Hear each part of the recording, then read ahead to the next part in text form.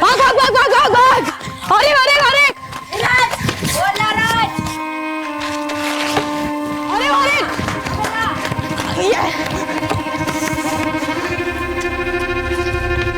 भाग भाग भाग भाग भाग भाग भाग।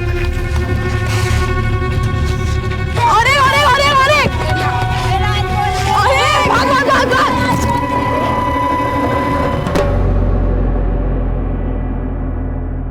खेल खेल में किसी दुर्घटना का हो जाना कोई अचरज की बात नहीं है, लेकिन खेल को हमेशा खेल की भावना से ही खेलना चाहिए। अमरावती महाराष्ट्र 2014। 8 साल के दीपू को खेल खेल में गेंद लगी और गहरी चोट लग गई, और उसके बाद जो खेल शुरू हुआ तो ऐसे गहरे जख्म लगे कि सारा अमरावती थर्रा उठा।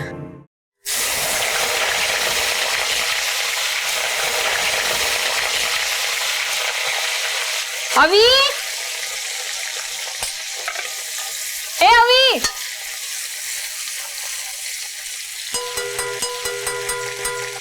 अवी, कुठे गेला हा मुलगा? ये दरवाजा किसने बंद किया?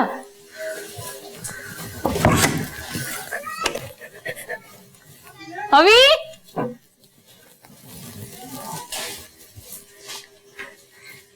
अवी,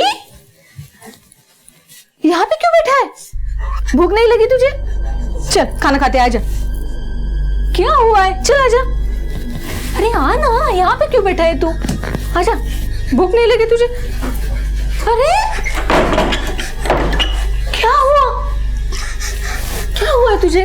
तबीयत तो ठीक है तेरी? हाँ क्या हुआ बेटा, बोल ना। हाँ क्या हुआ? हाँ नाही, अरे बाबा असतील। काय मुलगा? या अविनाश, कैसा आहेस? हाँ तेरे लिए क्या लाया? बिस्किट खाएगा ना? गुड, अच्छा प्यारा बच्चा। ए सुरभि, हाँ अगर जरा पानी घेऊन ये। ओए आले आले। अरे दरवाजा क्यों लगा रहा है? कितनी गर्मी है बाहर। सुबह से ऐसे ही कर रहे हैं, पता नहीं क्या हुआ इसे। क्या हो गया बाबा? हाँ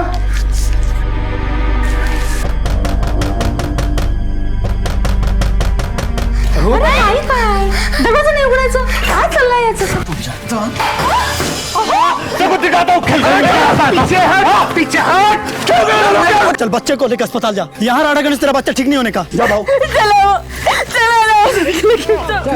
याद रख, मेरे बच्चे की जिंदगी बर्बाद की है तूने। हिसाब बराबर करूंगा मैं। ठीक है भाई, हिसाब बराबर करूंगा। जा हॉस्पिटल, जा हॉस्पिटल।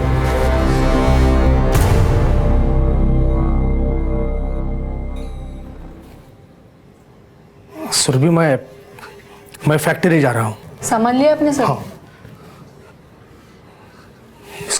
इसका ख्याल रखना। नहीं,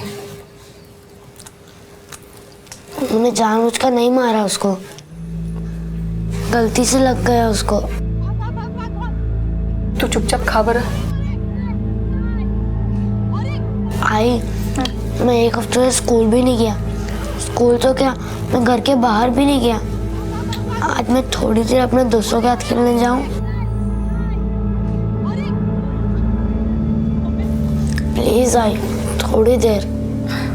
ठीक है जा, लेकिन दूर मत जाना, घर के बाहर ही खेलना। हाँ और जल्दी आना।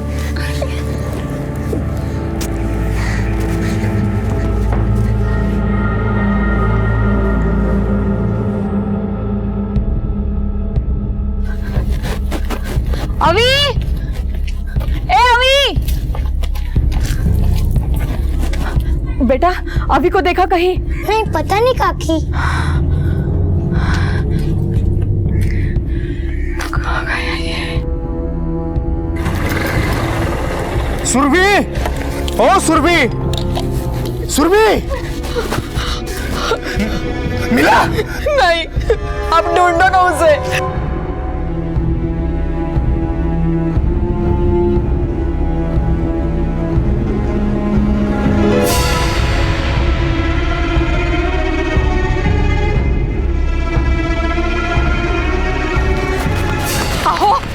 मिला क्या?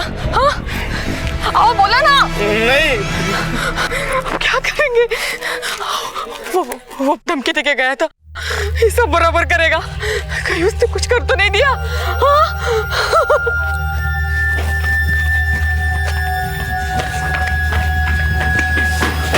खोल, दरवाजा खोल। अभी किधर है मेरा? क्या है? अभी किधर है मेरा? अरे रुक, नहीं है इधर बेटा तेरा। अरे तेरा मर्द किधर है? मरद किधर है मतलब? कहाँ पे क्या है? तेरा आदमी धमकी देके गया था ना, मेरे बेटे को छुपा के रखे तूने अंदर। दिखा मुझे। अरे यहाँ नहीं है तेरा बेटा, नहीं है तेरा बेटा, बोला ना एक बार। देख, जो भी हुआ मैं माफी मांगती हूँ। जा यहाँ से, मेरे पास तेरा बच्चा नहीं है, समझी क्या? देख, मुझे मेरा बेटा सीधी तरह से दे दे। देख, मुझे रुक यहाँ पे, बड़ी आई। खोल, खोल ना। एक आंकड़े के अनुसार भारत में हर साल लगभग 44,000 बच्चे लापता हो जाते हैं। अपने बच्चे को खोने का गम क्या होता है, इसकी कल्पना भी नहीं की जा सकती। अशोक और सुरभि बदहवास अपने बच्चे को गली मोहल्ले में खोज रहे थे, और इस बदहवासी और डर के पीछे उस धमकी की लटकती तलवार भी थी जो किशोर नाम का शख्स उन्हें दे गया था। घर के सामने खेल रहा था साहब। तुम कहाँ थे? सब मैं तो फैक्ट्री चला गया था सब, लेकिन मैं घर से निकलते वक्त वो तो घर में सब खाना खा रहा था। खाना खाने के बाद वो बाहर खेलने के लिए गया था साहब। आधे घंटे बाद मैंने देखा तो वहाँ पे कोई नहीं था। मैंने आसपास भी पूछा, पूरे गली में देखा साहब, मगर वो कहीं नहीं है। वो धमकी देके गया था। कौन? साहब वो अपने बस्ती में रहता है, वो किशोर साठे साहब। उसके बच्चे को छोड़ूंगा नहीं मैं इसको, याद रख। मेरे बच्चे की जिंदगी बर्बाद की है तूने। चलो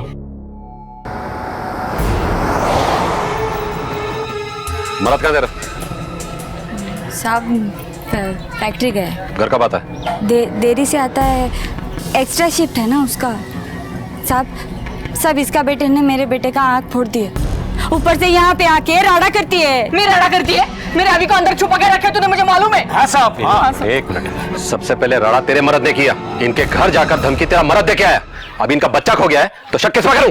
साहब हम घर में आदमी है, किसी का बच्चे को लेके क्या करेगा? मोबाइल है उसके पास? हाँ साहब। नंबर बोलो। 98। The number you have called is currently not reachable. Sir ये तो नॉट रीचेबल। फैक्ट्री जाकर पता करो।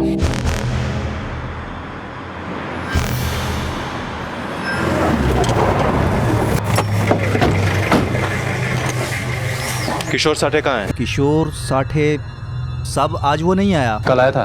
देखता हूँ साहब मैं। देखो। हाँ साहब कल आया था। उसका कभी किसी से कोई झगड़ा फसाद या मारपीट? नहीं सर। स्वभाव कैसा है उसका? थोड़ा सा खिसका हुआ आदमी है, उसको गुस्सा बहुत ज्यादा आता है और हमेशा ही टेंशन में रहता है। साहब वो ये नागरे इसी के साथ काम करता है। नागरे एक मिनट आ। सलाम। किशोर साठे कहाँ है? मालूम नहीं साहब, आज नहीं आया हो। अच्छा, इधर भी कोई तुम्हारी उससे बातचीत हुई है क्या? हुई थी साहब, कल बात हुई थी। उसके बच्चे की आंख को चोट लगी हुई है साहब, बहुत गुस्से में था साहब। मेरे बेटे की जिंदगी बर्बाद कर दी उसने, छोड़ूंगा नहीं मैं उस पिल्ले को। थोड़ा सनकी है साहब, बहुत जल्द खोपड़ी गर्म हो जाती है साहब उसकी। जाओ। किशोर साठे की कोई तस्वीर है? हाँ सर देता हूँ मैं,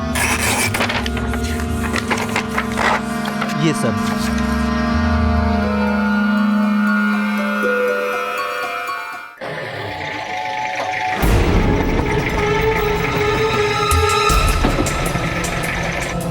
सर किशोर आज फैक्ट्री नहीं गया है, कहाँ गया है किसी को कुछ पता नहीं। मतलब उसकी बीवी ने झूठ बोला?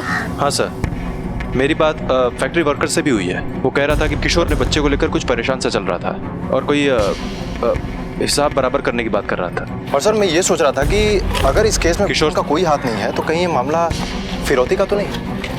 नहीं आपने, ये मामला फिरौती का नहीं है, क्योंकि फिरौती देने की औकात इस परिवार की नहीं है। इधर पुलिस आई थी, मैं निकल रही है। चल होकर।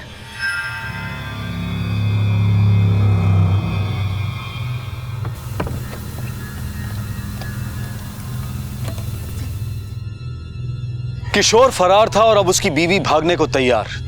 ये माजरा क्या था समझ पाना मुश्किल था। हालांकि तर्क की सुई निरंतर इस बात की ओर इशारा कर रही थी कि हो ना हो बदले की आग में किशोर ने बच्चे को अगवा कर लिया और अब जब पुलिस की तहकीकात शुरू हुई तो पूरा परिवार भागने पर है। कानून से भागना तो नामुमकिन है ही, लेकिन अपने आप से भागना भी बेहद कठिन, मन परछाई की तरह पीछा करता है।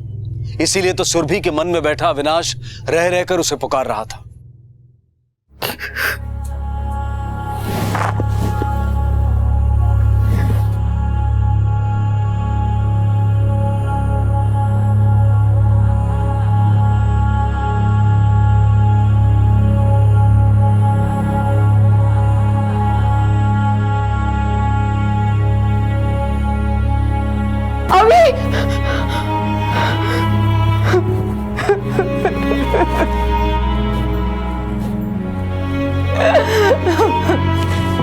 ए सुरभि, सुरभि सुन ना, सुरभि अपना अविनाश है ना सुबह तक आ जाएगा।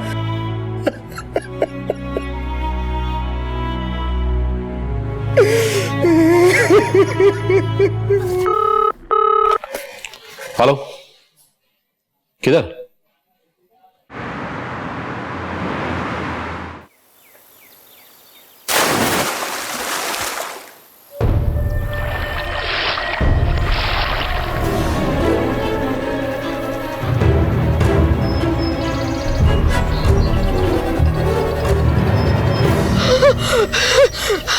अभी नहीं है।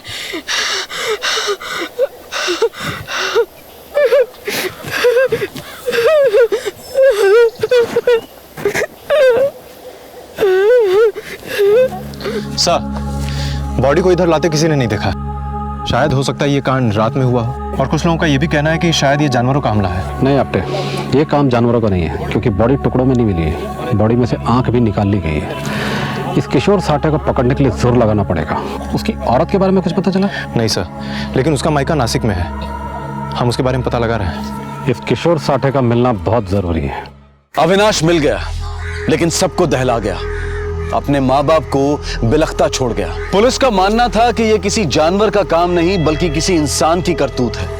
पर क्या इंसान इतना अमानवीय हो सकता है? शायद इंसान ही इतना अमानवीय हो सकता है। अगर यह हत्या थी तो किसने की थी यह हत्या? किशोर ने। किशोर अब भी फरार था और पुलिस उसे चप्पा चप्पा तलाश कर रही थी।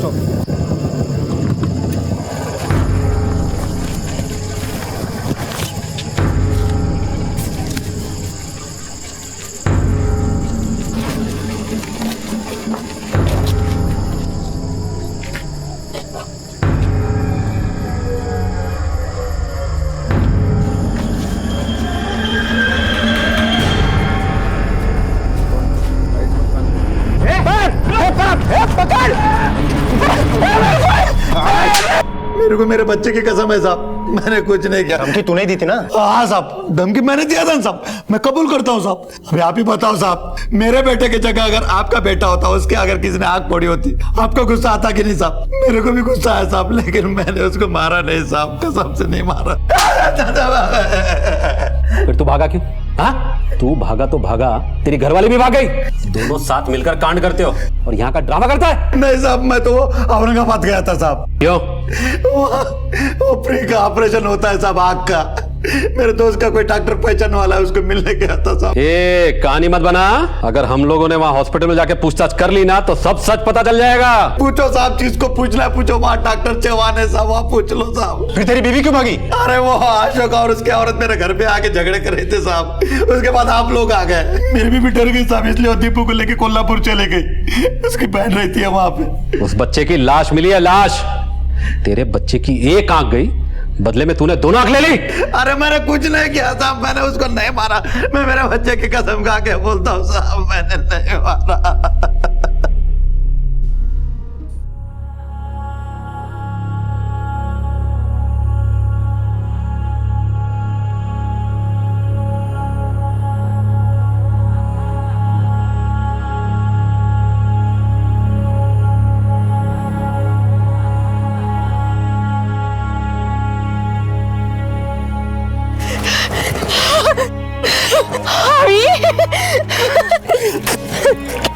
मेरा बेटा। काकी में नितिन।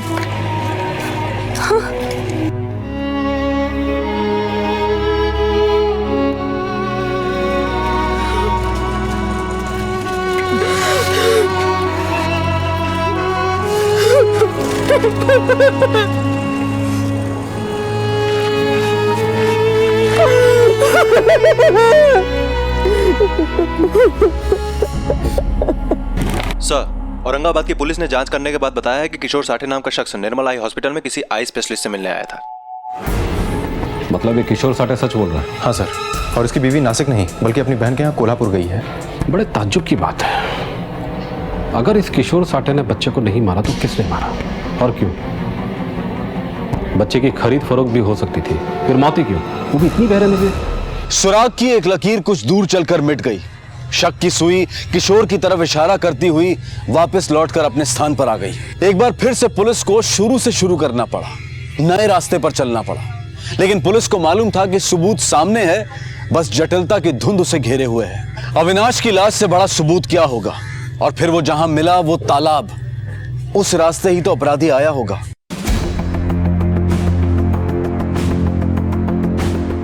आपने उस बच्चे ने लाश को यहीं से देखा था ना? हाँ सर, यहीं से देखा था। ये जमीन देख रहे हो? हाँ सर, लेकिन यहाँ पर इतने घास है और पथरीली जमीन है तो पैरों के निशान मिलना मुश्किल है।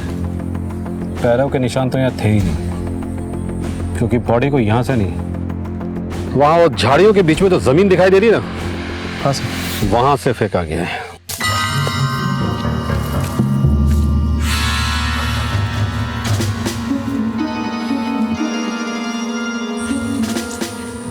ये जमीन देख रहे हो? हाँ सर, लेकिन ये तो बिल्कुल सपाट है। सपाट थी नहीं, बनाई गई है। हाँ सर, यहाँ दो चार निशान है कुछ चौकोर से।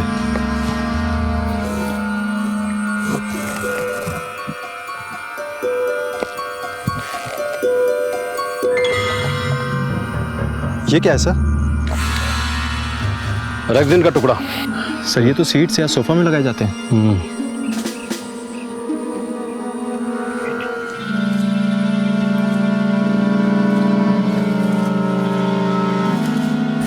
कातिल जो कोई भी था बड़ा होशियार था। लाश को यहाँ फेंकने की पूरी तैयारी करके आया था।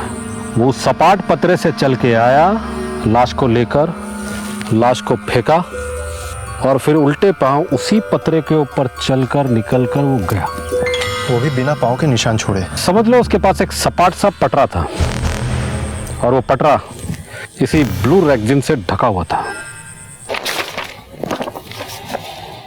पोस्टमार्टम की रिपोर्ट के मुताबिक बच्चे पर हमला किसी जानवर ने नहीं किया, बल्कि उससे भी कहीं ज्यादा खतरनाक किसी जीव ने। मतलब? इंसान। बच्चे को गला दबा के मारा गया, उसकी आंखें किडनी दोनों निकाल ली गई, वो भी सर्जिकल ब्लेड से। Surgical blades? आफ्टर ये केस बड़ा जटिल होता जा रहा है। इस पोस्टमार्टम की रिपोर्ट ने तो इस केस की पूरी दिशा ही बदल दी है। हाँ सर। ये अपराध किसी ऐसे आदमी ने किया है जिसे सर्जरी की समझ है। ऑर्गन निकालने के पीछे कोई बहुत बड़ा मकसद हो सकता है, नफरत, बदला, इससे भी कुछ बड़ा। हाँ सर, अब तो ये किशोर वाली बात भी कंफर्म हो चुकी है। मुझे तो ये मामला ऑर्गन ट्रैफिकिंग का लगता है। अच्छा, अमरावती में कितने हॉस्पिटल होंगे? छोटे बड़े कुल मिलाकर कोई दर्जन भर। इन सभी हॉस्पिटल में जाओ और पता करो हाल फिलहाल में कोई ऑर्गन ट्रांसप्लांट का केस आया कि नहीं। Okay sir.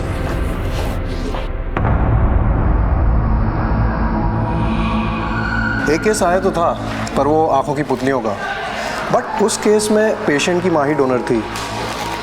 अनफॉर्चुनेटली 2 रोज पहले उनकी डेथ हो गई। आप चाहें तो हॉस्पिटल के रिकॉर्ड्स को चेक कर सकते हैं।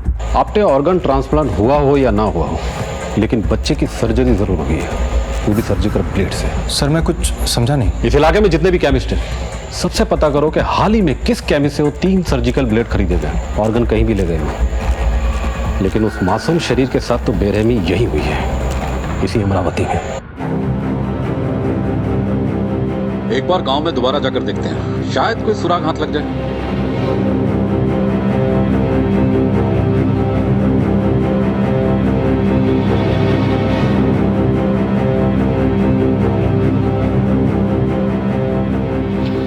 अरे बेटा इधर आओ। आप लोग अविनाश को जानते हो ना? जी। अच्छा बेटा, उस दिन अविनाश के साथ क्या हुआ था? मैं, अविनाश और अनमोल खेल रहे थे, उसके बाद मैं और अनमोल चले गए, फिर पता नहीं क्या हुआ। अच्छा, किसी अनजान आदमी को अविनाश के साथ कभी देखा था? हाँ, एक चॉकलेट अंकल थे। कौन चॉकलेट अंकल? वो अविनाश को चॉकलेट देते रहते थे। तुमने कभी उसे देखा? नहीं। तो फिर कैसे पता? अविनाश हमें बताता था।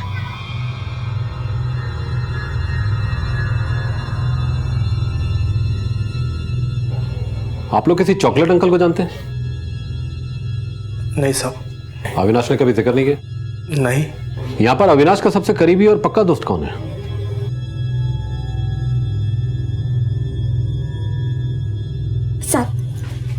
साहब हम गरीब लोग हैं, हमको छोड़ दो साहब।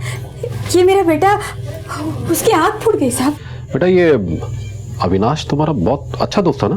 हो साहब, उसने मुझे जान के नहीं मारा था, वो तो मेरा सबसे अच्छा दोस्त था।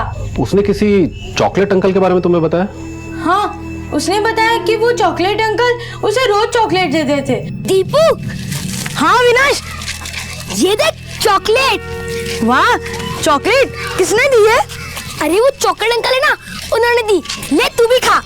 और अपने ऑटो में घुमाने भी ले जाते थे। ऑटो में? तुमने कभी उसे देखा? नहीं, वो यहाँ पे साइकिल पंचर वाले के वहाँ उसे छोड़ देते थे। वो उधर रोकता था ऑटो, बच्चा उतरा, ऑटो निकल गया। कभी ऑटो वाले की शक्ल देखी है? नहीं साहब, ड्राइवर तो कभी ऑटो से उतरता ही नहीं था। अच्छा, ऑटो का नंबर या कोई और खास बात याद है तुम्हें? नंबर तो नहीं साहब याद, पर ऑटो के पीछे एक गरुड़ का चित्र है। ऑटो पे गरुड़ का निशान, ये सबसे बड़ा सुराग है आपने हमारे लिए। बस जरूरत है तो उस ऑटो ड्राइवर से जुड़ी किसी जानकारी की, और अगर ये वही आदमी है जिसने कांड किया है तो बाकी सारे सबूत भी इससे जुड़ते नजर आएंगे। सर, उस सर्जिकल ब्लेड्स के बारे में बेहद जरूरी जानकारी मिली है हमें। बापट रोड पे कॉमन मेडिकल है, उसका केमिस्ट बोल रहा था कि उसके दुकान से ये ब्लेड्स खरीदे गए हैं, और खरीदने वाले की एक खास बात भी उसने बताई। साहब, हल्की सी दाढ़ी थी उसकी, डॉक्टर का पर्चा था, माँ का ऑपरेशन होना था, 3 सर्जिकल ब्लेड लेके गया वो। डॉक्टर का नाम था उस प्रिस्क्रिप्शन पे? हाँ, डॉक्टर महात्रे। और कुछ? साहब वो ऑटो ड्राइवर था, अपने ऑटो में आया था, बात बात में एक ही बात दोहराता, समझा कि नहीं समझा? मैंने कहा था ना आपने, एक कड़ी मिलेगी और बाकी सारी की सारी कड़ियां जुड़ती हुई नजर आएगी। उस पंचर वाले ने उस बच्चे को ऑटो से उतरते हुए देखा। केमिस्ट की दुकान में भी एक ऑटो वाला गया था, मतलब एक ऑटो है और एक ऑटो वाला है। सर, इस अमरावती शहर में कुल 3 ऑटो स्टैंड हैं। तो फिर पता लगाओ किस ऑटो में गरुड़ का निशान है, कौन केमिस्ट की दुकान में गया था और किस ऑटो वाले की उस 8 साल के बच्चे से दोस्ती थी। ये गरुड़ का निशान हमारे लिए बहुत बड़ा सबूत है। सर, हम इस आदमी को ढूंढ निकालेंगे। एक काम करते हैं, सबसे पहले कामत हॉस्पिटल चलते हैं।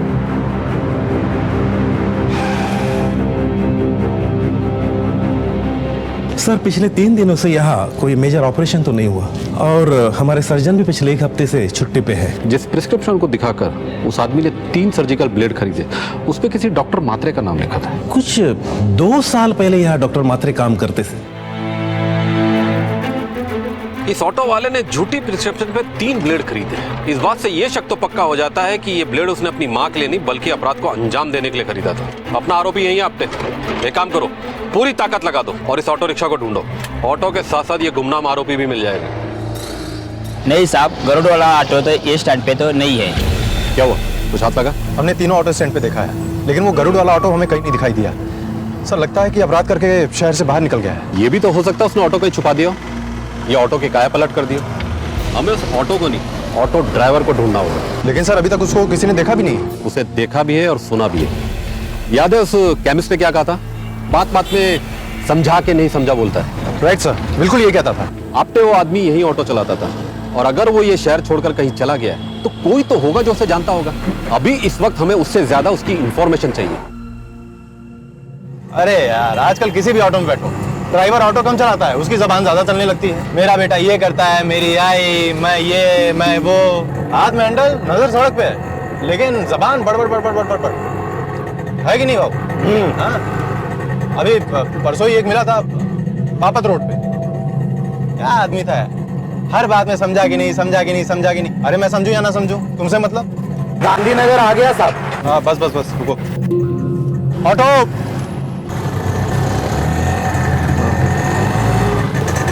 क्या भाई, कहाँ से हो? मैं नासिक से है साहब। आप किधर से? मैं पुणे से। इधर क्या करते साहब? मैं वो ठेकेदारी करता हूँ। भाई भी 3 साल पहले ठेका लेता था सातारा में। अरे कल यार कोई ऑटो वाला मिला था। क्या आदमी था रे? आदमी मतलब? वही हर बात में समझा कि नहीं, समझा कि नहीं, समझा कि नहीं। संतोष सिकरे, जानता है उसको? 1 नंबर का टोपी बाज आदमी। लगता है अमरावती में वापस आ गया। लौट आया मतलब? हाँ साहब, 2 साल पहले।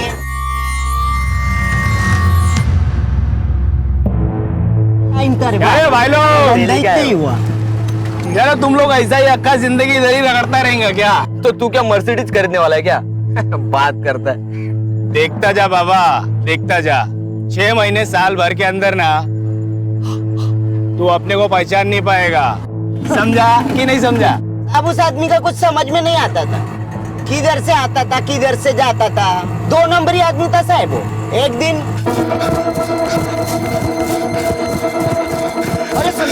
अरे सुन तो सही। अरे किधर भाग रहा रे बाबा? हाफ काई को रहे तू इतना? बहुत गड़बड़ हो गई। गड़बड़? अपनी जान ले लेंगे। अरे पर हुआ क्या रे बाबा? बोलेगा तो सही। मैं बाद में मिलता हूँ। क्या हुआ बोलना। फिर उसका क्या हुआ कुछ मालूम नहीं पड़ा साहब। एक काम करो, अपने सभी खबरियों से कांटेक्ट करो, कोई ना कोई खबर तो जरूर निकलेगी। Okay sir. ऑटो चालक, गरुड़ का निशान और सर्जिकल ब्लेड्स। तहकीकात और तथ्यों के जुड़ने से जो शक्ल सामने आई थी वो थी संतोष शिकरे की। संतोष अविनाश से मिलता था, उसे चॉकलेट देता था। तो क्या उसी ने मासूम अविनाश की हत्या की थी? कानून में सबूत के अलावा गवाह की भी अहम भूमिका होती है। संतोष हत्यारा है, ये महज अभी एक अटकल थी, एक अनुमान था, और इस अनुमान को जरूरत थी एक गवाह की। लेकिन कोई तो होगा जिसने देखा होगा इस जघन्य अपराध को होते। चीखेगा मैं और चीखेगा। अरे मेरे बाप, चुप करना। क्या बके जा रहा है? बकेगा मैं और बकेगा। साला किसी के बाप से नहीं डरता मैं।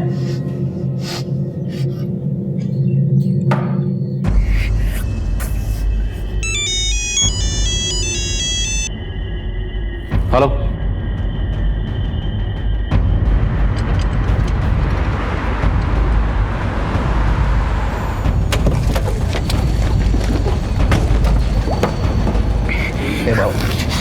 ये जो कुछ हुआ ना उसे भूलने का, इस बात को भूलने का। ऐसे कैसे भूलेगा? पकड़ो साले को।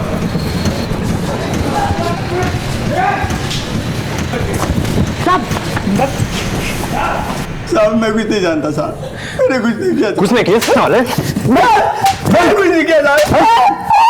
कुछ नहीं किया? कुछ नहीं किया? नहीं साहब, बोलता हूँ साहब, सब बोलता हूँ। ये सब संतोष ने किया साहब। कौन संतोष? वो भी रिक्शा ड्राइवर है साहब। 2 साल पहले इधर ही रिक्शा चलाता था साहब। क्या है ये रे?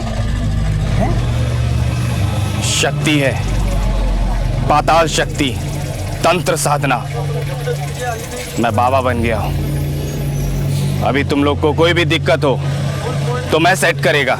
समझा कि नहीं समझा? मेरे बेटे को भी नौकरी नहीं है, घर पर ही बैठा है, उसके लिए कुछ करना। 10,000 रुपए लगेगा। 10,000 देगा।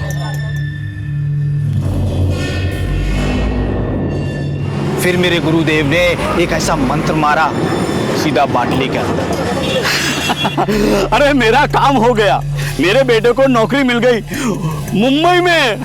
आप सब लोग मिठाई खाओ, आप भी मिठाई खाओ, आप भी लीजिए और आप भी मिठाई खाओ। मैं बोला था ना कि मैं सब कर सकता है।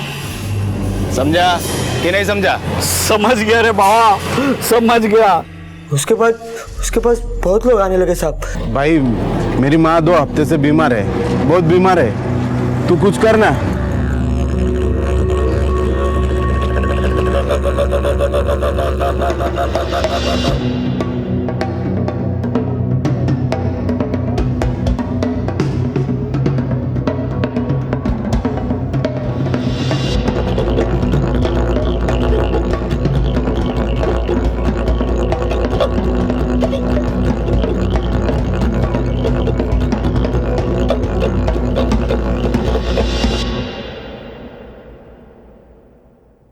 आई आई आई यार क्या किया तूने आई को?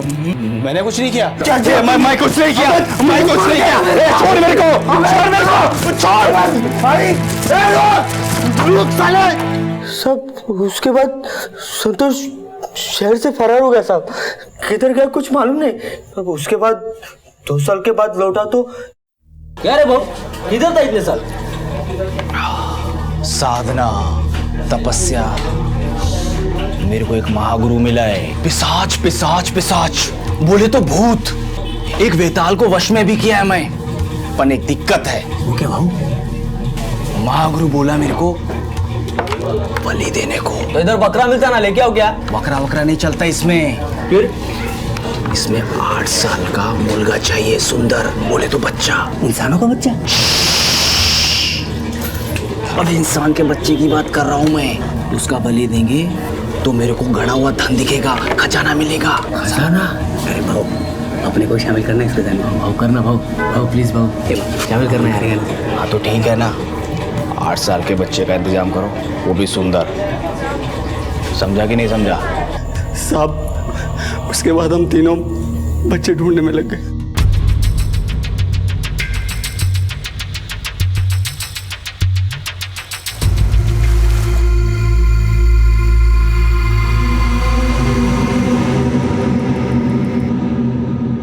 इस बात में अब कोई शक नहीं रह गया था कि इस पूरे कांड का मास्टरमाइंड कौन था और किसकी शैतानी सोच का नतीजा था ये। हालांकि इस अपराध में प्रभु और रवि बराबर के भागीदार थे, लेकिन इस कुकर्म का सरगना था संतोष शिकरे। संतोष अब भी लापता था। अब तक वो पुलिस को चकमा देने में कामयाब रहा था, लेकिन अब बारी पुलिस की थी। अरे तू आ तो सही, चल। अरे भूलेगा तो? अरे दिखाता हूँ, चलना। अरे क्या है? ये देख। अरे ये तो वही जगह है ना जिधर हम लोगों ने लाश डाला था। अरे वही तो, यहीं पे खजाना है। इधर ही? हाँ। अरे मेरे को सपना आया था, मैंने सपने में आके यहाँ पे खोदा तो मुझे 100 रुपया मिली। देखा देखा, मैं बोला था ना, बलि और उसके बाद तंत्र। अपने को खजाना दिखेगा, दिखाना खजाना। अब इधर ना। हाँ, इधर ही।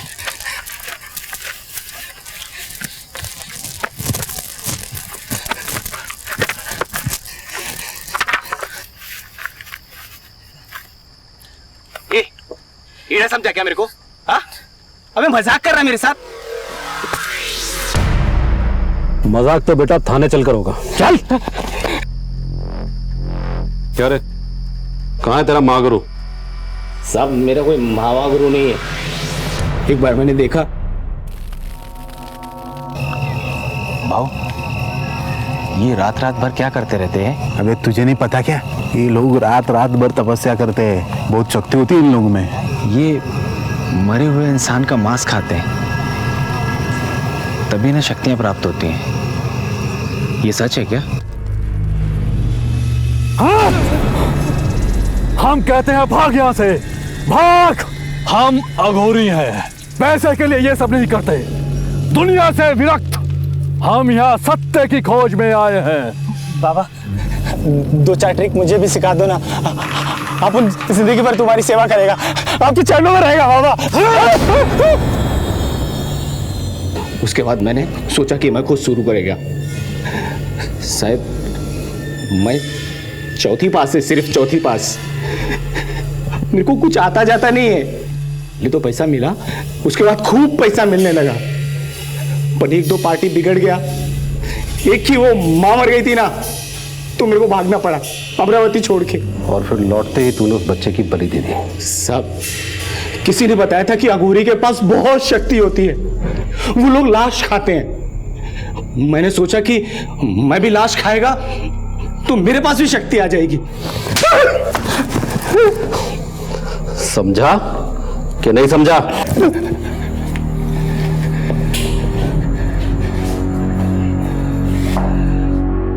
हर तरह से, हर तरीके से, हर हाल में पैसा कमाना ये नई सोच का नया पैमाना बन गया है। इंसान की जान, इज्जत और आत्मसम्मान की कोई कीमत नहीं रह गई। इसीलिए तो मासूम अविनाश मारा गया। संतोष और उसके साथियों को आजीवन कारावास की सजा सुनाई गई है। लेकिन अफसोस इस बात का है कि ये सजा सिर्फ गुनहगारों को ही नहीं, बल्कि बिना किसी गुनाह के अविनाश और उसके माता पिता को भी मिल गई। बच्चे परिवार की आत्मा हैं, समाज की आधारशिला हैं, सच्चाई और मासूमियत का कल्पवृक्ष हैं। बच्चे वक्त की धरोहर हैं। इनकी निगरानी करें। सतर्क रहें कि कहीं कोई संतोष, रवि और प्रभु इन्हें वक्त के अंधेरों में ना घेर लें। आपसे फिर मुलाकात होगी अगले एपिसोड में और खुलासा करेंगे एक और जुर्म का। तब तक अपना ख्याल रखें और देखते रहें क्राइम पेट्रोल। सबक एक को, सीख हम सबको। जय हिंद। चलो विद्या की माँ, जल्दी करो। आई, तेरे लिए इस बार बैंगलोर सिल्क पक्का। रहने दे। अगर आई तू फिर शुरू हो गई। महीने में 4 बार जाती है मैं टूर पे, तू हर बार। अरे इसकी तो आदत है, आंखों में लीकेज है इसके। तू आजा। बाय रूपा। Bye bye.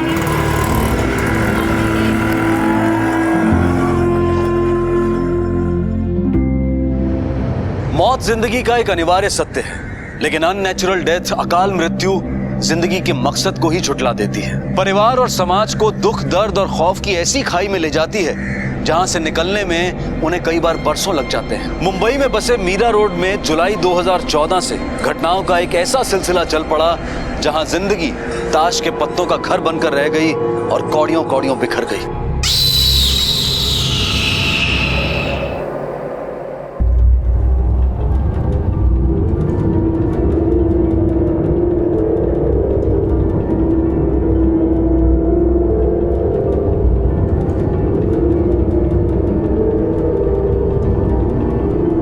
पवन,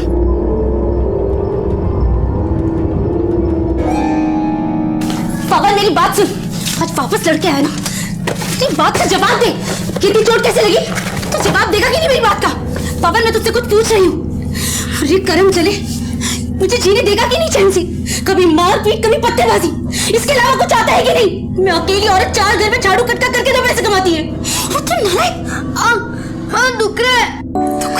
वो मैंने कुछ नहीं किया।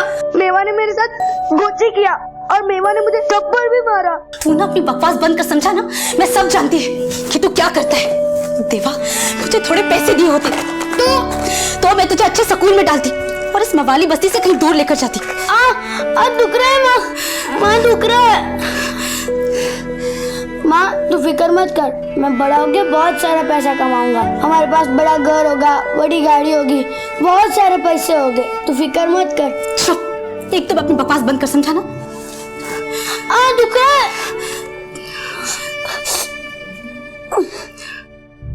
ले पैसे दे मेरे से। मैं बोला तुमको देता हूँ करके पैसे दूंगा। चले जब मिलता है बोला अभी दूंगा अभी दूंगा। कब देगा बे तू? दो दिन का टाइम देना मेरे को, मैं देता हूँ पैसे। अबे टाइम ही तो नहीं अपने पास, समझा? अब देख तेरा टाइम खत्म हो गया क्या? समझा? ले डाले। निकलते यार, कोई देख लेगा। चल अबे पवन देख, पवन ने देख लिया यार। पकड़ उसको, पकड़ उसको।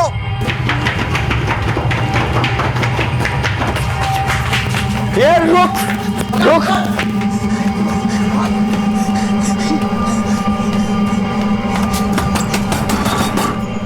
क्या रे, कौन है? हाय पवन, अरे क्या हुआ? हाँ, कैसा आवाज क्यों है? क्या हुआ? अरे वो लोग मुझे मार देंगे। कौन मार देगा? पवन हुआ क्या? बताएगा कौन मार देगा? क्या करने आए तू? अरे मैंने कुछ नहीं किया। तेरी कैसे माई? उन लोग ने एक आदमी का खून भी कर दिया। सच में आई, वो लोग मुझे भी मार देंगे। अरे कौन किसको मार देगा? मेवा और उसके दोस्त मुझे मार देंगे। कुत्ते के पिल्ले बाहर निकल। खोल रे, खोल। बाहर निकल कुत्ते का पिल्ले। तू जा।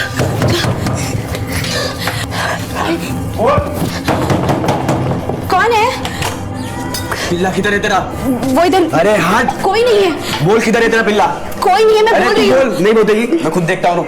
मैं बोल रही है ना, वो नहीं आया घर पे। आई शपथ नहीं आया। चुप रहे, मेरे को देखने दे। कहाँ है तेरा पिल्ला? किधर है तेरा पिल्ला? खून सवार है मेरे सर पे। मैं बोल रही है ना, कोई नहीं है। आएगा तो बोल उसको। जो देखा, जो सुना, अगर किसी को बोला ना, किल्ली निकाल लूंगा मैं उसकी और तेरे हाथ में उसका कटा हुआ सर रखूंगा मैं। क्या समझी? किसी को कुछ नहीं बोलेगी, न वो बोलेगा। समझा? उसको कुछ नहीं बोलना। ए चिकने, समझा इसको? समझ जा जो भाई ने बोला है।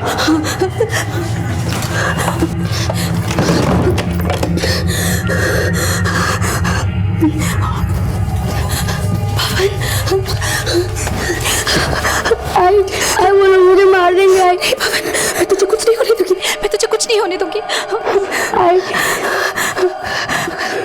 साहब, मुझे पता है सब किसने किया। किसने? मेवा और उसके दोस्त लोगों ने किया है। नहीं, उसे छोड़ दो साहब, उसने कुछ नहीं किया है साहब, वो गलत लोगों के संगत में है साहब। जो कुछ कहना थाने में आके बोलना। कुछ नहीं किया मेरे बेटे ने साहब। तुमने खबर दी ना पुलिस को?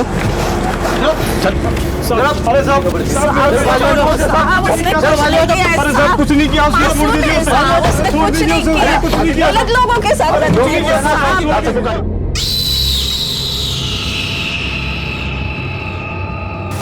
किधर चला गया? पवन, पवन, भाव पवन को देखा क्या? पवन, ए टिंको, पवन को देखा क्या रे? मेरे को नहीं पता। पवन, भाव पवन को देखा क्या भाव?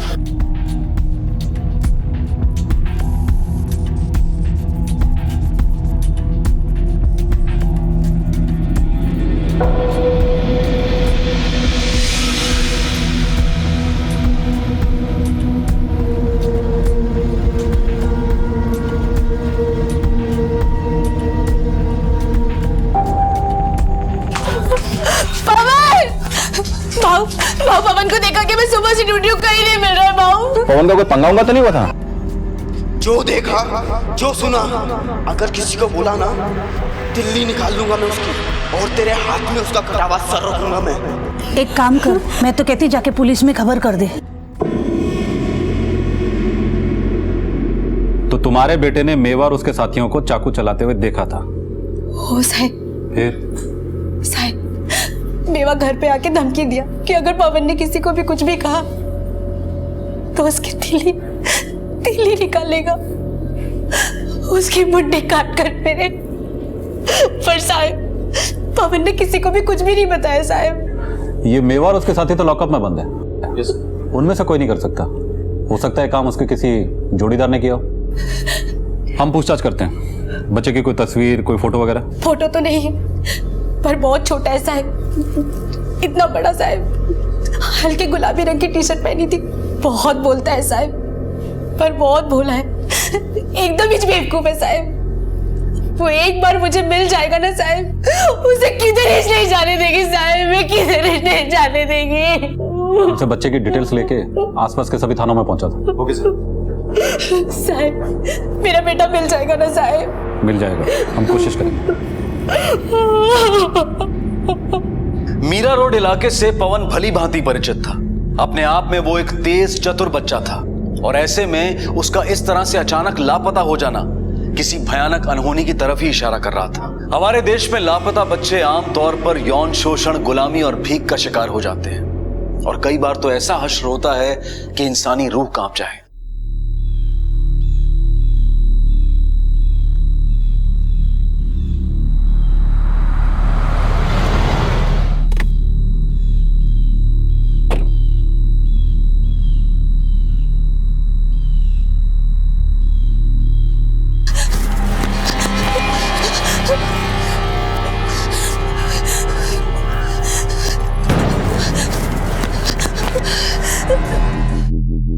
सर, बच्चे की पोस्टमार्टम रिपोर्ट, मौत जहर खाने से हुई है। और जहर उस केक में था जिसे बच्चे ने हाथ में पकड़ा हुआ था। हाँ सर। ये सड़क मीरा रोड इंडस्ट्रियल एरिया से होकर गुजरती, जिसके किनारे उस बच्चे की लाश मिली। देशमुख, जरा ध्यान से देखो, इस सड़क के किनारे बहुत सारी फैक्ट्रीज हैं, जिनमें से कई फैक्ट्रीज में सीसीटीवी कैमरास लगे हुए हैं। हाँ सर। बच्चा सड़क पर दूर से चलता हुआ आया। ये देखो, ये एक सीधी सड़क है, तकरीबन कोई 3-4 किलोमीटर लंबी। हो सकता है इनमें से किसी फैक्ट्रीज में लगे हुए सीसीटीवी कैमरास में उस बच्चे की कोई तस्वीर कैद हुई है। मैं भी पता करता हूँ सर।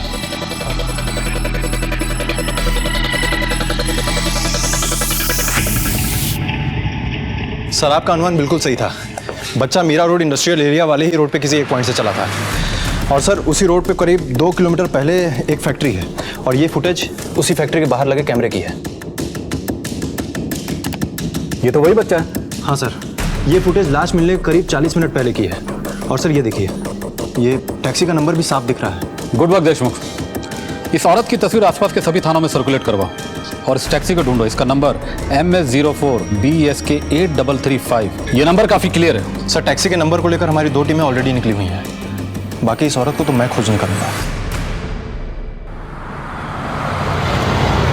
अरे पिछड़िए पिछड़िए।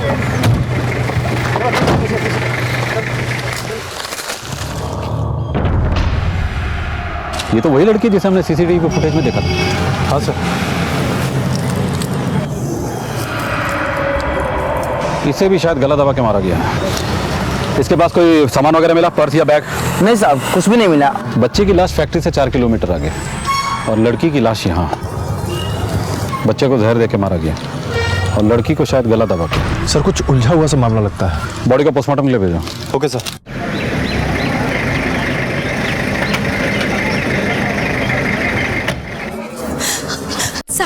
साहब मेरे बच्चे की कोई खबर साहब? अभी तक तो नहीं, लेकिन हमारी तलाश जारी है। जैसे कुछ पता चलेगा हम आपको बता देंगे। वो मिलेगा आपको साहब। मेरा दिल कहता है मेरा पवन आपको मिलेगा। बस मुझसे थोड़ा नाराज हो गया साहब। मैं उसको मारती थी, डांटती थी, गालियां देती थी ना, इसीलिए बस नाराज होकर कहीं भाग गया साहब। लेकिन मैं उससे बहुत प्यार करती है साहब। इस दुनिया में उसके सिवा मेरा और कोई नहीं है साहब, कोई नहीं है। अभी आप घर जाओ, जैसे कोई खबर लगती है हम आपको बता देंगे। सर उस टैक्सी का नंबर जाली था। मैंने आरटीओ के सारे रिकॉर्ड चेक करवाए, ऐसा कोई नंबर है ही नहीं। सभी लोकल टैक्सी स्टैंड पर जाकर पर्सनली चेक करो और सभी टैक्सी ड्राइवर को बच्चे और लड़की की तस्वीर दिखाओ। हो सकता है इनमें से किसी ने उन्हें टैक्सी पे जाते हुए देखा। Okay sir. और हाँ, आसपास के सभी थानों में जाकर पता करो कि पिछले 10 दिनों में कोई गुमशुदगी की रिपोर्ट तो दर्ज नहीं हुई किसी बच्चे या फिर सर किसी लड़की की। Right sir. आपके थाने में इस बच्चे को लेकर कोई कंप्लेन आई है क्या?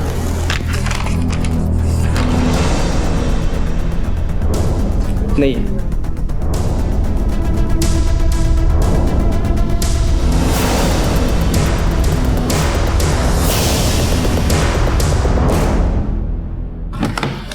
सर उस लड़की के साथ पहले बलात्कार हुआ, बाद में बड़ी बेरहमी के साथ गला घोटकर उसकी हत्या कर दी गई। और सर हमें बच्चे के बारे में एक जानकारी भी मिली है। बच्चा वसई रोड के एक फुटपाथ पे रहता था। और उसके कपड़े तो सर उसने अच्छे पहन रखे थे, लेकिन वो कचरे उठाने का काम करता था।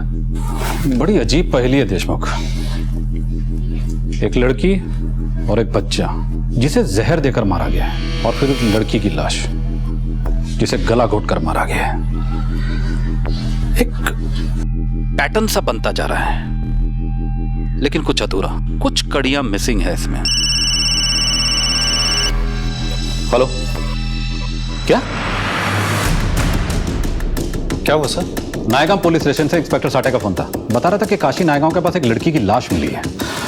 बॉडी में पहचान के लिए कोई भी चीज नहीं मिली है।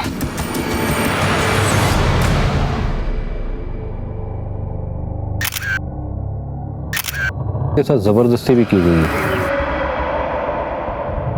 सर अपने पुलिस स्टेशन में एक बुजुर्ग पति पत्नी आए हैं, उनकी बेटी खो गई है। जादव को बोलो उनको मॉर्ग लेके जाए। Okay sir.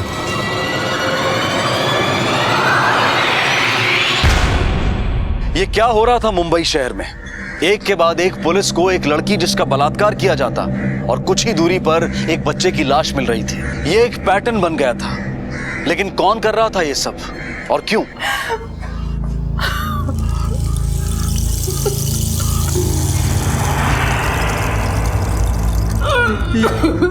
अपनी मृदुल नहीं है ये, काय को रोती है?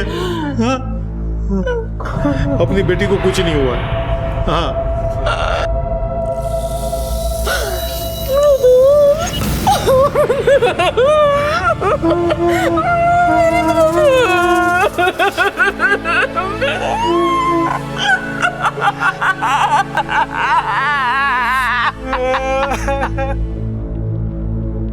सॉफ्टवेयर इंजीनियर थी मेरी बेटी साहब। वो ऑफिस कैसे जाती थी? अपार्टमेंट के गेट से ऑटो लेती थी। चौकीदार ने भी उसे देखा। साहब वो रोज सुबह गेट से ऑटो पकड़ती थी, लेकिन उस दिन टैक्सी से गई। ये बात मैंने उसके माँ बाप को ही बताई। टैक्सी से? हाँ साहब, उस दिन गेट पे एक बच्चा। रो क्यों रहे हो आप? कहाँ रहते हो आप? पूनम नगर।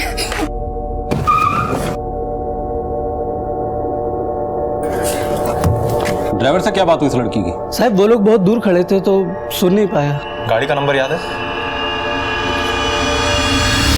जाओ। टैक्सी, बच्चा और लड़की। पिछले केस में भी ये हुआ था ना? हाँ सर, लेकिन वहाँ तो बच्चे की भी। सर सृष्टि कॉम्प्लेक्स के पास एक लाश मिली है, कोई बच्चा है करीब 7-8 साल का। अभी जो चौकीदार गया उसको गाड़ी में बैठाओ। Yes sir. चलो।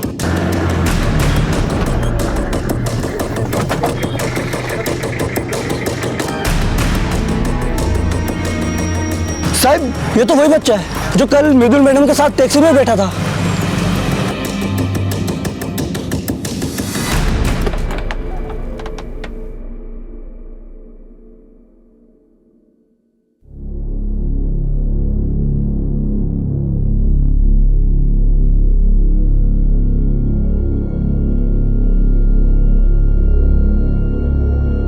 ये मेरा बेटा नहीं है साहब। मैंने आपको कहा था ना, मेरा बेटा जिंदा है साहब। ऐसे रोज रोज लाश दिखाकर मुझे मत मारो साहब। ऐसे मासूम बच्चों की लाश देखकर मैं मर जाऊंगी साहब, मैं मर जाऊंगी। किरण के बेटे पवन का कुछ पता नहीं चल रहा था। कहीं वो भी इस सुनियोजित खौफनाक सिलसिले का शिकार तो नहीं हो गया था। फिलहाल पुलिस इस उलझी हुई गुत्थी से एक स्पष्ट सुराग ढूंढने की कोशिश कर रही थी। देशमुख इस शहर में लगातार एक ही जैसी वारदात हो रही है। हर बार एक ही पैटर्न, एक जवान लड़की, एक बच्चा और टैक्सी। पहले लड़की का रेप किया जाता है, फिर उसकी हत्या कर दी जाती है और बच्चे को कुछ खिलाकर बाद में मार दिया जाता है। लगता है कोई बड़ी तैयारी के साथ ये सब कर रहा है। इस अपराधी का मकसद हवस हो सकता है या फिर शायद कुछ और ही। फिलहाल तो हमें इसे रोकना होगा। लेकिन कैसे? सिर्फ एक ही तरीका है।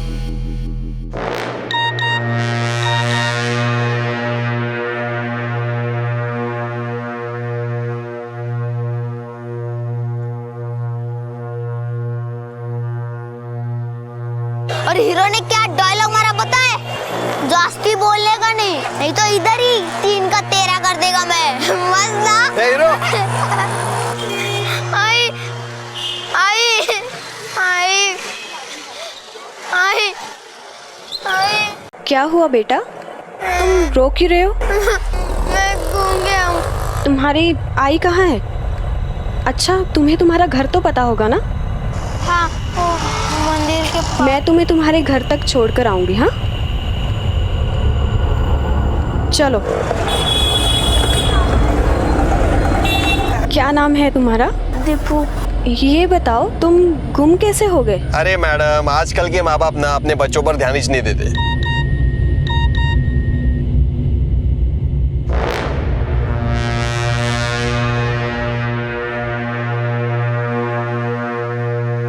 वैसे आजकल टैक्सी में ट्रैवल करना कितना रिस्की हो गया है ना?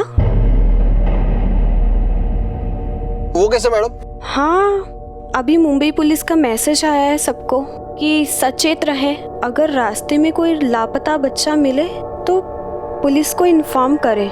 और लिखा है कि ऑटो या टैक्सी में ना बैठे।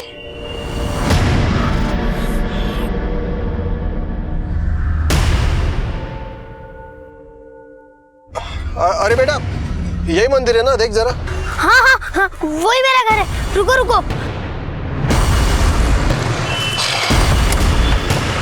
अरे बेटा सुन। चलो मैडम, आपको छोड़ देता हूँ।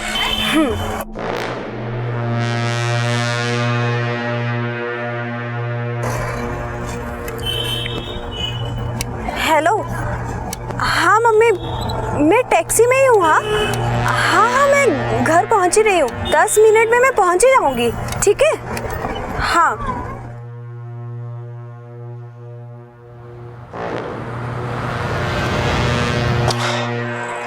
क्या हुआ? मैडम वो है ना, गैस खत्म हो गया। एक काम करो ना, आप दूसरी टैक्सी पकड़ो ना।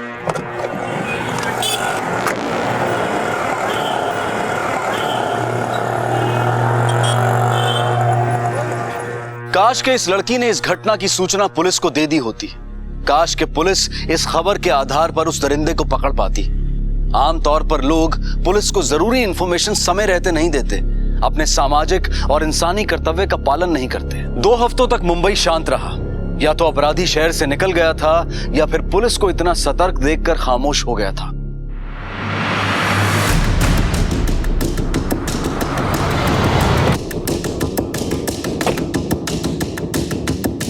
सर बदबू तो बहुत दिनों से आ रही थी, मुझे लगा कोई जानवर मरा हो। लेकिन सर मैं ऊपर जब जाके देखा तो लाश काफी सड़ चुकी है। हाँ सर, इधर कोई आता जाता नहीं है तो किसी ने लाश देखी नहीं होगी। लगता है इसको भी गला घोट के मारा गया है। बॉडी को तुरंत पोस्टमार्टम के लिए भेजो।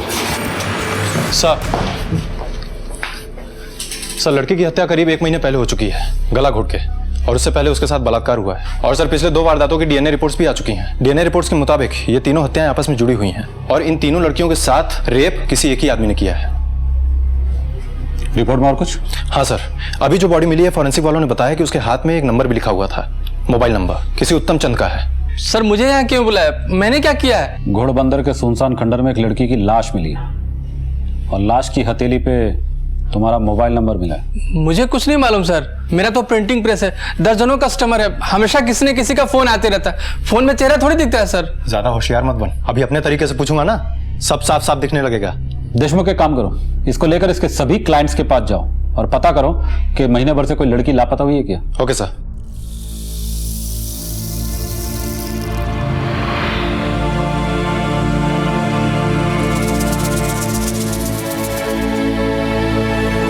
सर उत्तम चंद के क्लाइंट्स में से किसी को कुछ नहीं मालूम उस लड़की के बारे में। हेलो, हाँ ठीक है। क्या हुआ सर? लड़की के ऑफिस का पता चल गया। सर विद्या पाठक हमारी कंपनी की मार्केटिंग एग्जीक्यूटिव थी और उस दिन वो बेंगलोर के लिए निकली थी सर। बेंगलोर क्यों? बेंगलोर में हमारी कंपनी का एक ब्रांच है, लेकिन उस दिन के बाद उसकी कोई खबर नहीं मिली। उसके पेरेंट्स भी बहुत परेशान हैं और हमने वसई पुलिस स्टेशन में कंप्लेंट भी दर्ज कराई है। विद्या के पेरेंट्स कहाँ रहते हैं? सर वो विरार से आती थी। उसके हाथ पे ये नंबर मिला था। सर विद्या की एक आदत थी, वो कुछ भी किसी से भी बात करती थी तो नंबर अपने हाथ पे लिख लेती थी। और सर What happened? आप कौन? सर ये हमारे जीएम है मिस्टर विकास पटेल सर। सर पुलिस को विद्या की लाश मिली। What? My God! अभी 6 महीने पहले तो उसने हमारा ऑफिस ज्वाइन किया था। ये सब कैसे हुआ? पुलिस जांच कर रही है। एनीवे मुझे निकलना होगा, मेरी एक इंपॉर्टेंट मीटिंग है बोरीवली में। एंड अगर आपको मेरी कोई भी हेल्प की जरूरत हो, आप ये मेरा कार्ड रखिए। Please call me any time. I am really sorry, I will have to rush. Okay?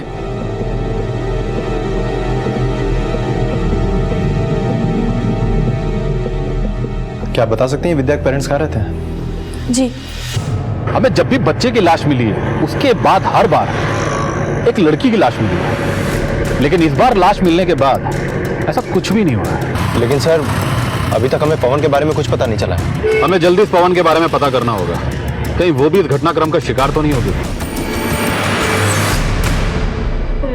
सब 1 महीने से ढूंढ रहे थे, 1 महीने से। आखिरी बार आप लोग उससे कब मिले थे? उसी रोज जब वो बैंगलोर जा रही थी। उसके साथ उसका मंगेतर भी था साहब। कौन मंगेतर? अनुपम पाटिल साहब।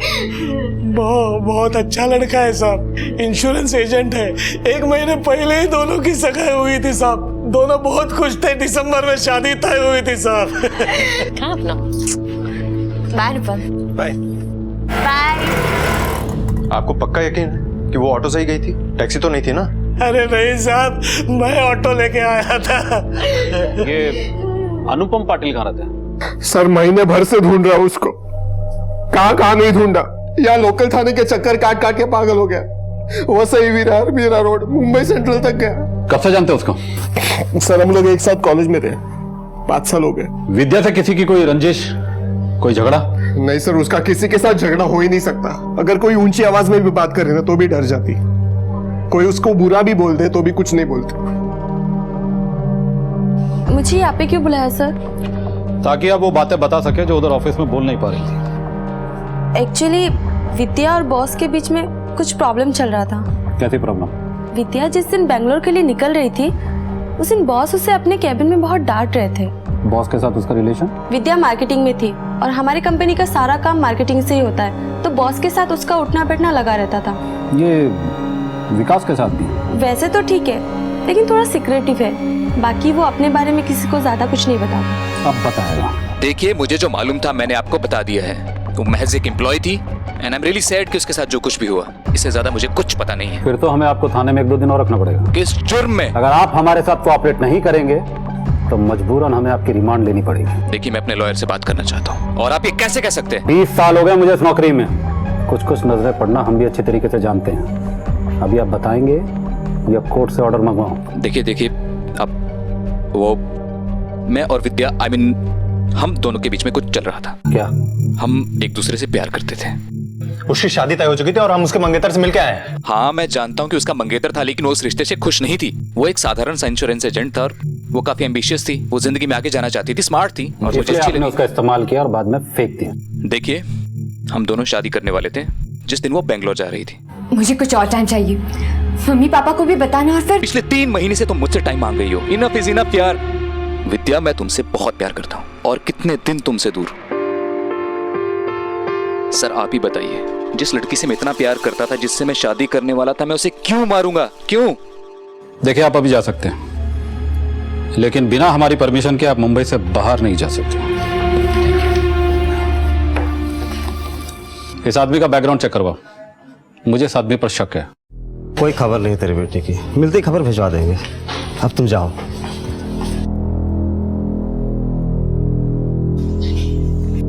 सर इस आदमी की बेसिक डिटेल्स मिल चुकी हैं। ये आदमी शादीशुदा है। इतना परेशान क्यों हो तू? घर पे बीवी से झगड़ा करके आया क्या? बीवी को बुलवाऊं या फिर? देखिए हमारा डाइवोर्स होने वाला है। मेरे लॉयर से बात हो चुकी है। अपने अफेयर के बारे में तो अभी तक बीवी को बताया नहीं, फिर डाइवोर्स कैसे लेगा तू?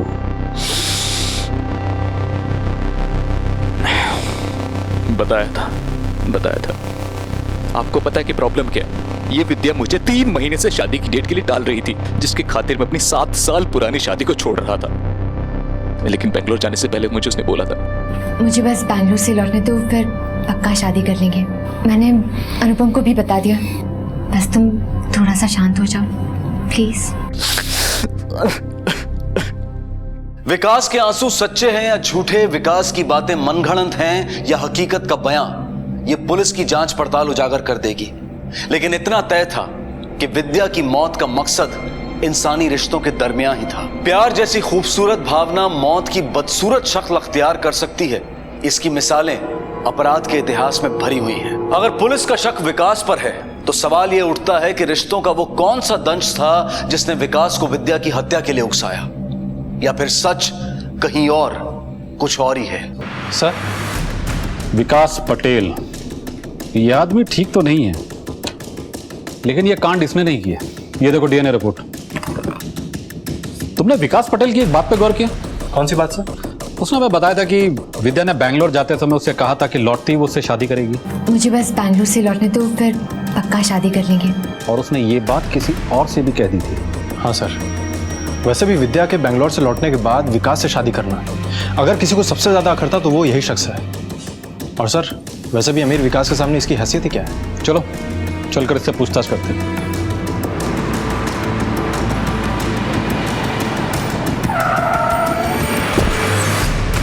नहीं सर, ये नहीं हो सकता। विद्या और उसका बॉस, नहीं सर ये सब झूठ है, ऐसी कोई बात नहीं है। विद्या ने मुझे नहीं बताई। लेकिन विकास का तो कहना है कि इस रिश्ते को लेकर विद्या की तुमसे बात हुई थी। सर ये विकास, ये जो कोई भी है ना, ये झूठ बोल रहा है। मेरी विद्या मुझे धोखा नहीं दे सकती। साहब मैं तो पहले इसको बोला था, ये लड़की तेज है, तेरे हाथ से निकल जाएगी। ये ठहरा साहब मामूली इंश्योरेंस एजेंट, 15,000 रुपए से ज्यादा कमाता नहीं है। दीवाना हुआ पड़ा था उस लड़की के पीछे। सुन ले, बॉस के साथ चक्कर चल रहा था उसका। तू चुप कर जा राकेश, सब झूठ है। तू जा यहाँ से। मैंने इसको समझाया था।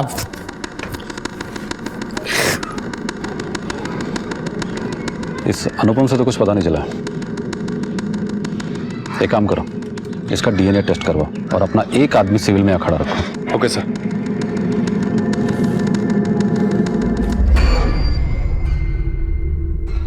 सर ये तो टैक्सी ड्राइवर है। पकड़ के लाओ इसे। Okay sir.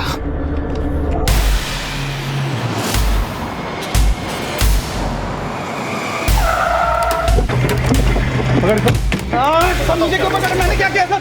मैंने कुछ नहीं किया, क्यों पकड़ रहा मुझे? सच बताया अहमद? सर मैं बिल्कुल सही कह रहा हूँ सर। मैं विद्या को जानता तक नहीं हूँ सर, मेरा कोई लेना देना नहीं है सर उससे। तो उधर चौल में इतना बड़बड़ क्यों कर रहा था? साहब मैं अनुपम को भाई मानता हूँ, बस इसीलिए मैंने बोला। ये लड़का अनुपम सर उस लड़की के पीछे बिल्कुल दीवाना था, लेकिन वो लड़की बहुत तेज थी, बहुत ऊंचे ऊंचे ख्वाब देखती थी साहब। ये कई बार तो मेरी टैक्सी लेके गया साहब उसको घुमाने के लिए।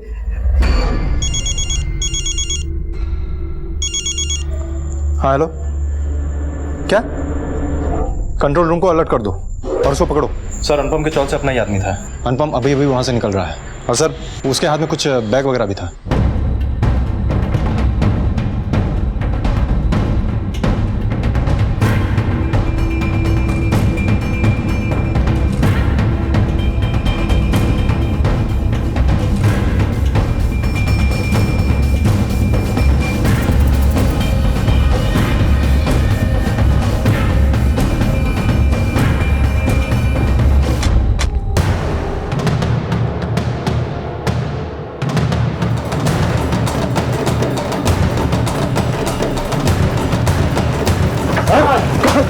ले चलिए।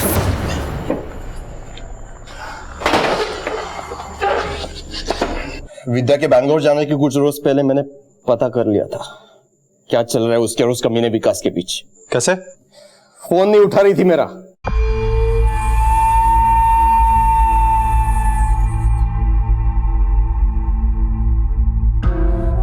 एक दिन शाम को वो और विकास गाड़ी से उतरकर सड़क के किनारे खड़े थे। जब मैंने देखा तो मेरा खून खौल गया।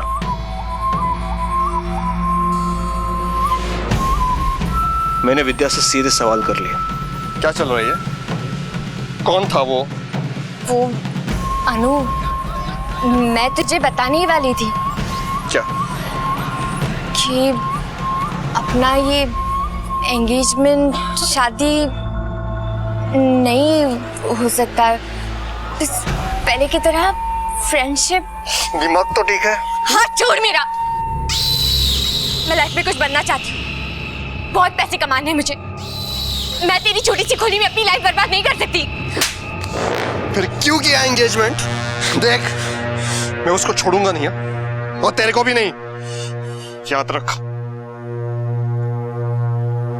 फिर एक रोज विद्या बैंगलोर के दौरे पर निकल रही थी। सॉरी बोलने आया हूं तेरे को। मेरे को तेरी सॉरी वॉरी नहीं चाहिए, तू जा यहाँ से। देख, मेरे को तेरा प्रपोजल मंजूर है, हम दोस्त रहेंगे, तू जा उसके साथ। चलती हुआ ध्यान रखना अपना। विद्या वहां से विदा हो गई। मुझे मालूम था विद्या रेलवे स्टेशन ऑफिस होके ही जाएगी। बाय। मैंने राकेश से उसकी टैक्सी ले ली और विद्या ऑफिस से छूटने के 5 मिनट पहले ही उसके ऑफिस के गेट के सामने खड़ी कर दी। टैक्सी मुंबई। विद्या बैठ जाओ, मैं तुम्हें छोड़ देता हूँ। तुम क्यों आया? तुम बैंगलोर जाने से पहले एक आखिरी बार तुम्हें स्टेशन छोड़ना चाहता हूँ।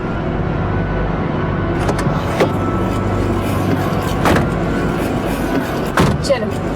टैक्सी रेलवे स्टेशन के रास्ते चल पड़ी। फिर कुछ दूर जाके मैंने रास्ता बदल लिया। अनुपम, तुम कहाँ लेकर आए हो? गाड़ी रोको अनुपम, गाड़ी रोको। सारा शरीर नफरत से जल रहा था मेरा। विद्या को अंदेशा हो गया। ये मुझे कहाँ लेकर आए हो? मुझे तुमसे जरूरी बात करनी है। मुझे तुमसे कोई बात नहीं करनी, मुझे स्टेशन जाना है। मैं छोड़ रहा हूँ ना तुम्हें, मेरी बात सुनो, बहुत जरूरी है। मुझे तुमसे कोई बात नहीं करनी। मेरी बात सुनो। गला घोटकर मार डाला मैंने उसको, पर उससे पहले उसकी इज्जत। उसको मारकर भी चैन नहीं मिला मुझे। जब भी लड़की लोग को देखता ना साहब, पागल हो जाता मैं, दिमाग खराब हो जाता मेरा। नफरत सी हो गई थी औरत जात से। फिर मैंने सोच लिया शांति का अब एक ही उपाय है, एक ही तरीका। इसलिए मैंने एक प्लान बनाया। रास्ते के किसी गरीब बच्चे को मैं पैसे देके, एक्टिंग का झांसा देके उसे उठा लेता, उसे अच्छे महंगे कपड़े पहनाकर क्या करना है कैसे करना है समझा देता, और फिर कहीं किसी सड़क पे किसी लड़की के सामने यही लड़का खो जाने की एक्टिंग करता था। मैं सही मौके पर राकेश की टैक्सी लेके सामने पहुंच जाता, मदद करने के बहाने दोनों को टैक्सी में बिठा लेता था, और लड़की का रेप और मर्डर करके बच्चों को जहरीला के। मैंने अखबार में पढ़ लिया पुलिस को कुछ लाशें मिली है, आपका अलर्ट भी देखा।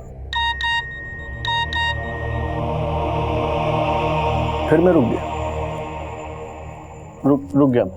3 लड़कियां और 2 बच्चे, और भी कोई था तेरा शांति का जरिया? हाँ था ना, एक को तो मैंने भाईंदर की खाड़ी में फेंक दिया, उसे आप ढूंढ नहीं पाएंगे। एक बड़ा पत्थर बांध दिया उसके गले में। और बच्चा? लोहानी टॉस के पीछे वाले जंगल में। अरे क्या साहब, रोज रोज कहाँ लेकर जाते हो? मैंने कहा ना, मेरा पवन जिंदा है, उसे कुछ नहीं हुआ। कल रात में मेरे सपने में आया था और मुझे कहा, माँ मैं आ रहा हूँ मैं।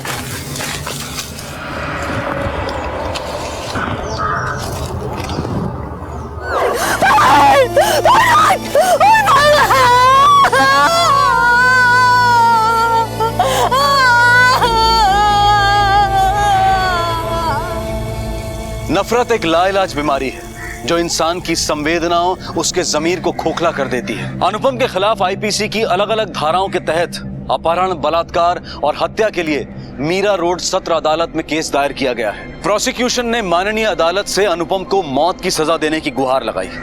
बच्चों की जिंदगी को अपराध का जरिया बनाया गया। मासूम लड़कियों की इज्जत और जान ली गई। अगर गौर से देखा जाए तो इसकी मुख्य वजह सतर्कता में कमी थी। किसी ने सच कहा है, eternal vigilance is the price of liberty, यानी निरंतर सतर्कता आजादी की कीमत है। आपसे फिर मुलाकात होगी अगले एपिसोड में एक और नए केस के साथ। तब तक अपना और अपने परिवार का ख्याल रखें और देखते रहें क्राइम पेट्रोल। सबक एक को, सीख हम सबको। जय हिंद। इस तरह के और भी एपिसोड देखने के लिए हमारे चैनल को सब्सक्राइब करें और बेल आइकन दबाना ना भूलें।